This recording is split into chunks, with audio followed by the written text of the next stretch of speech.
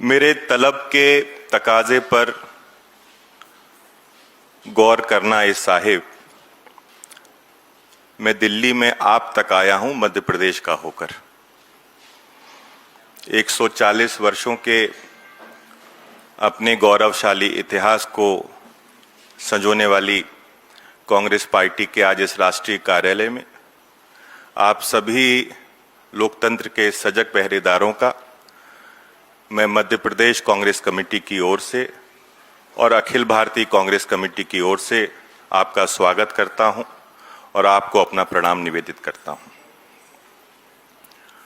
मैं आज इस राष्ट्र के हृदय प्रदेश मध्य प्रदेश की पीड़ा लेकर अपने इस राष्ट्रीय कार्यालय में आपके समक्ष आया हूं। पिछले 20-22 वर्षों से मध्य प्रदेश में भारतीय जनता पार्टी की सरकार है और बहुत ही पीड़ा के साथ, वेदना के साथ ये बात मुझे कहना पड़ रही है कि जिस मध्य प्रदेश को पूरे देश में गौरवशाली और समृद्ध प्रदेश के तौर पर जाना जाता था, उस मध्य प्रदेश को इन 2 दशकों में भारतीय जनता पार्टी के मुख्यमंत्रियों ने कलंकित किया है। सामान्य तौर पर मध्य प्रदेश आरएसएस की संघ की कार्यशाला तो है ही, भ्रष्टाचार की भी कार्यशाला है। जो दंश इस देश का युवा पेपर चोरी के माध्यम से, नीट के एग्जाम में करप्शन के माध्यम से अभी भोग रहा है, ये जो दैत्य जिसका इतना विकराल रूप पूरे देश में दिखाई दे रहा है, ये दैत्य का जन्म मध्य प्रदेश की धरती पर ही हुआ है। मुझे बहुत दुख के साथ कहना पड़ता है कि इसकी शुरुआत मध्य प्रदेश में व्यापम से हुई। एक ऐसा व्यापम, एक ऐसा घोटाला, एक ऐसा भ्रष्टाचार जो मध्य प्रदेश की एक पीढ़ी को पूरा निगल गया। और इस दैत्य का आप विकराल रूप देखिए कि आज पूरे देश में इसने युवाओं का भविष्य समाप्त कर दिया है। युवाओं के विषय को हमेशा राहुल गांधी जी ने उठाया है और मुझे इस बात को कहते हुए कतई परहेज नहीं है कि आदरणीय राहुल गांधी जी ने जब जब कोई विषय इस देश के समक्ष रखा है, थोड़े समय बाद इस देश में उसका सत्यापन हुआ है। चाहे वो चौकीदार चोर की बात हो, चाहे कोरोना के महामारी के संकट की बात हो, चाहे ये पेपर चोरी और वोट चोरी की बात हो। मैंने तो सामान्य तौर पर हम लोग सुनते थे बचपन में कि राजनीतिक पार्टियां जो होती हैं वो चंदे से चला करती हैं, पर पहली बार ऐसा देखा है कि कोई पार्टी ऐसी भी है जो चंदा भी खाया जा करती है। राम मंदिर पर जो चंदा चढ़ा, जो चढ़ावा चढ़ा, उसको भी भारतीय जनता पार्टी ने खा लिया। जो लोग देश में राम राज्य को स्थापित करने की बात करते थे, देश में राम राज्य का सपना दिखाते थे, बहुत ही दुर्भाग्यपूर्ण इस देश की स्थिति है कि वो राम राज्य का सपना इस देश में टूट चुका है। स्वप्न बहुत सुंदर होते हैं लेकिन क्षण में मिट जाते हैं। जैसे क्षण भंगुर है जीवन, वैसे ही सपने होते हैं। स्वप्न देखना है तो देखो लेकिन सोच समझ कर देखो। सपने बड़े क्रूर होते हैं, सपने सदा चूर होते हैं। भारतीय जनता पार्टी ने, आरएसएस ने इस देश के युवाओं को, इस देश के लोगों को, इस देश के धर्म प्रेमियों को जो सपने दिखाए हैं, वो एक एक करके सारे सपने टूटते जा रहे हैं, चूर होते जा रहे हैं। और दुख की बात यह है कि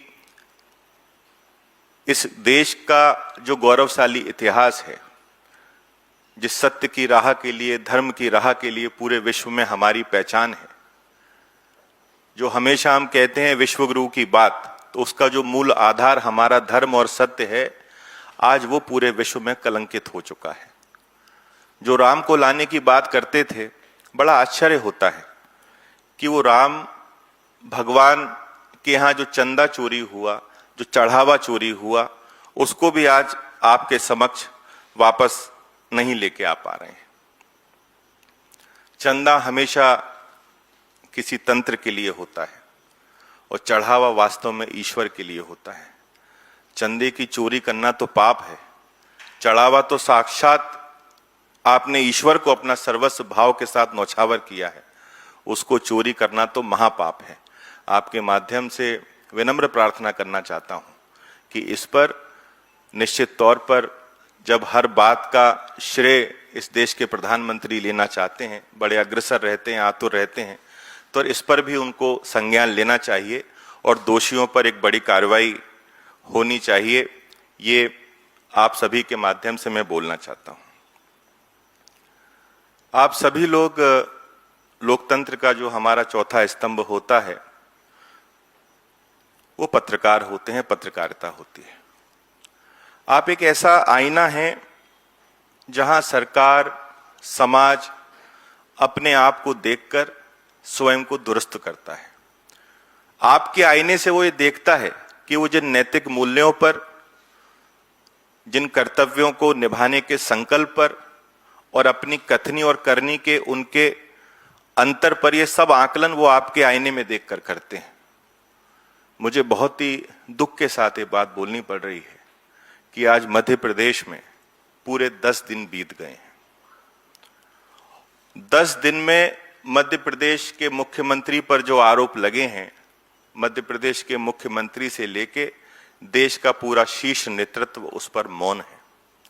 बचपन में हम सुना करते थे कि नेता जमीन से जुड़ा होना चाहिए, पर भारतीय जनता पार्टी के लोग इसको थोड़ा अलग से समझते हैं। हमारे मध्य प्रदेश के मुख्यमंत्री ने भी इसको थोड़ा अलग से समझा है। वो जमीन से तो नहीं जुड़े, जमीनों से जुड़ गए। हमारे प्रदेश अध्यक्ष आदरणीय जीतू पटवारी जी, हमारे सीएलपी के नेता उमंग सिंघार जी, इन दोनों ने कई प्रेस कॉन्फ्रेंस कर कर सीधे आरोप मध्य प्रदेश के मुख्यमंत्री पर, जो आपके ही एक संस्थान मित्र द्वारा आरोप लगाए गए थे, उनसे इस्तीफे की मांग की है।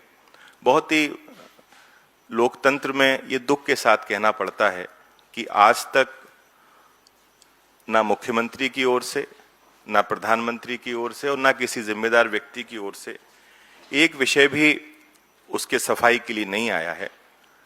ये निश्चित तौर पर लोकतंत्र को कलंकित करने वाली बात है। मध्य प्रदेश कांग्रेस कमेटी ने अभी 2 दिन पहले हमारी पॉलिटिकल अफेयर कमेटी की बैठक हुई थी। उसमें सभी जो हमारा शीर्ष नेतृत्व है उसने तय किया है डिटेल सारी प्रॉपर्टीज की, सारे घोटाले की, चाहे वो ट्रस्ट के नाम कई 100 करोड़ की जमीनें 1 रुपए में देने की बात हो या मुख्यमंत्री की कई एकड़ों की संपत्ति बढ़ने की बात हो, चाहे उनके अलग अलग कंपनीज में शेयर होल्डिंग की बात हो। मेरे से भी पूर्व जिन लोगों ने मध्य प्रदेश से प्रेस कॉन्फ्रेंस की है, वो सारे डेटा प्रेस कॉन्फ्रेंसों के माध्यम से, सोशल मीडिया के माध्यम से आप तक पहुंच चुके हैं। पर जब पूरा मध्य प्रदेश के मुख्यमंत्री मौन है, पूरा सिस्टम मौन है, तो हमारी पॉलिटिकल अफेयर कमेटी में हमारे प्रदेश अध्यक्ष जी, हमारे प्रभारी जी, हमारे लीडर ऑफ अपोजिशन और हमारे मध्य प्रदेश के शीर्ष नेतृत्व ने अगले कुछ दिनों में इस पूरे भ्रष्टाचार का और अधिक खुलासा करने के लिए, ये तो अभी एक पिक्चर हुई है, इसके आगे भी पिक्चर आने वाली हैं। कांग्रेस के कुछ कार्यक्रम मध्य प्रदेश में लॉन्च किए हैं, जिसमें उज्जैन से अयोध्या तक जो कथित घोटाले और लूट हुई है, उसमें संभाग और जिला स्तर पर पूरे मध्य प्रदेश में कांग्रेस पार्टी के हमारे शीर्ष नेता प्रेस कॉन्फ्रेंस करेंगे। एक ऑनलाइन पोर्टल मध्य प्रदेश में लॉन्च किया जाएगा कि जहां जहां भी जिस जिस विभाग में जिन अधिकारियों के द्वारा भ्रष्टाचार हो रहा है, आम जनता उस पोर्टल पर उन शिकायतों को दर्ज कर सकती है। 15 जुलाई को पूरी ताकत के साथ मध्य प्रदेश कांग्रेस कमेटी भोपाल में मुख्यमंत्री निवास का घेराव करेगी। 20 जुलाई से शुरू हो रहे हमारा जो विधानसभा सत्र है, उसमें हमारे नेता प्रतिपक्ष उमंग सिंघार जी के माध्यम से इन मुद्दों का सरकार से और मुख्यमंत्री से सीधे तौर पर जवाब मांगा जाएगा। और मुख्यमंत्री के मध्य प्रदेश के प्रत्येक जो दौरा होगा जिले का, उसमें हमारे डीसीसी के अध्यक्षों के द्वारा, जिलाध्यक्षों के द्वारा उनसे स्पष्ट प्रश्न पूछा जाएगा कि इस घोटाले का जवाब आप कब देंगे। यदि इसके बाद भी सरकार नहीं जागी तो उज्जैन में हम लोग ऐतिहासिक आंदोलन करेंगे और कोशिश करेंगे कि ये जो दिल्ली में जिनके कानों पर जू नहीं रह रही है, उज्जैन से इनके कानों तक वो आवाज पहुंचे। और सरकार हमारा हमेशा ये मांग रहेगी कि सरकार इस पर एक श्वेत पत्र जारी करे, और यदि श्वेत पत्र जारी नहीं करती तो उज्जैन भूमि प्रकरण में सुप्रीम कोर्ट के सेवानिवृत्त न्यायाधीश के द्वारा निगरानी की जाए, न्यायिक समिति का गठन हो। जांच पूरी होने तक मुख्यमंत्री मोहन यादव को अपने पद से इस्तीफा दे देना चाहिए। ऐसी नैतिकता पहले भी कांग्रेस में कई लोग दिखा चुके हैं, बतौर मुख्यमंत्री और बतौर कैबिनेट मंत्री। अंत में एक बात और बोलना चाहता हूं, चूंकि भारतीय जनता पार्टी सारी राजनीति धर्म पर आधारित करती है, झूठे सपनों पर आधारित करती है कि आग ना लगाओ यूं सत्य की राह पर, जल गई जो पूरी ये तो राख कौन उठाएगा। धन्यवाद।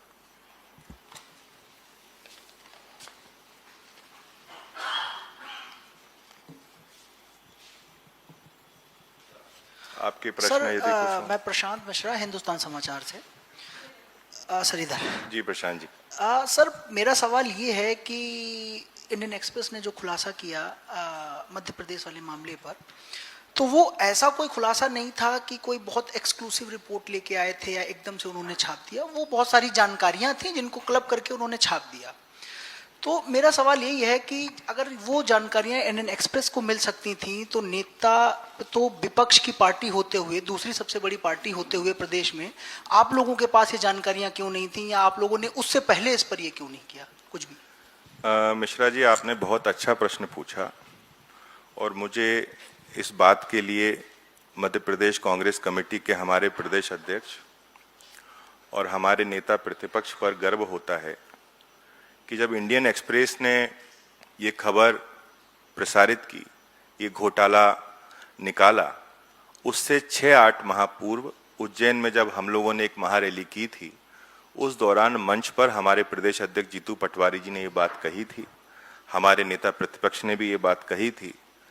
पर आप देख रहे हैं कि किस प्रकार से जो हमारा लोकतंत्र का चौथा सशक्त स्तंभ है इस देश में, उसको किस प्रकार से कंट्रोल किया गया है, ये किसी से छुपा नहीं है।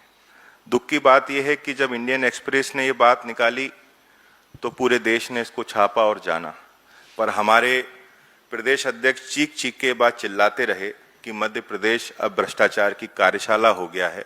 पूरे देश में इस बात को कहीं स्थान नहीं मिला। और ये केवल कोई एक मुद्दा नहीं है, इसके पहले नर्सिंग के तमाम सारे घोटाले हुए, किसान लगातार आत्महत्या कर रहे हैं, युवा आत्महत्या कर रहे हैं। पर बहुत ही तानाशाही वाला शासन है कि जहां पर आम व्यक्ति की आवाज को और ऐसे लोगों की आवाज जो आम व्यक्ति की आवाज को उठाना चाहते हैं, सशक्त लोग हैं, मजबूत लोग हैं, उनकी आवाज को भी इस लोकतांत्रिक व्यवस्था में दबा दिया जाता है।